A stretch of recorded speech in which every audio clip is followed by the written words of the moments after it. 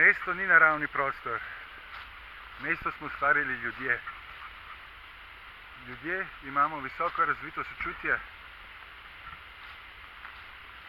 da si ravno ga redko uporabljamo za sočloveka, po drugi strani ga pa uporabljamo tam, kjer ga ne bi smeli. Starši in otroci so po pravilu zelo prijazni, veseli in ljubeči. In starši ne radi otroke izpostavljajo žalostnim, neprijaznim in neljubečim dogodkom. Tako počlovečijo živali, kot je lev, slon, medved, medo. In ne mine dolgo, ko si otroci sami zaželijo lastiti neko žival. Saj so po pravilu indoktrinirani, da se bodo dobro razumeli z živaljo. Najboljši prijatelji bodo. Najbolj žalostno je seveda, da tudi veliko odraslih razmišlja podobno. V mestih, nenaravnem prostoru, se žival še zmeraj obnaša nagonsko. Še zmeraj veljajo za njih naravni zakoni. Ne te človeški, ki smo jih napisali na nek list papirja.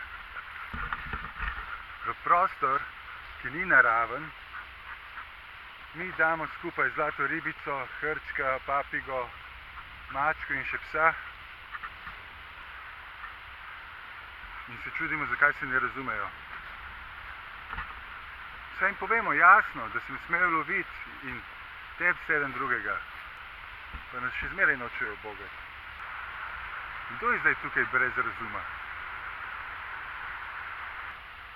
Zelo žalostno je, da imamo mi ljudje psa za svoje sebične psihološke potrebe. Ljudje kupijo psa zato, da jim ne bo dolgčas, ali pa da bi se njihov otrok naučil odgovornosti, ali pa ga kupijo komu za darilo, ali pa vzamejo mladička, kjer je zelo ljubek, na kar seveda ugotovijo, da nimajo časa za psa, mladiček zraste v zverino, ki je ne morejo obvladati, otroka se seveda odgovornost ne prime in psa oddajo v zavetišče, ali pa ga pustijo v gozdu, ali pa ga privežejo na verigo in tako pravijo s problemom, kateremu niso dorasli. Ko kupite avto, ali se greste takoj z njim peljati po cesti in šele po enemu letu vožnje greste v avtošolo? V vednost in ravnanje.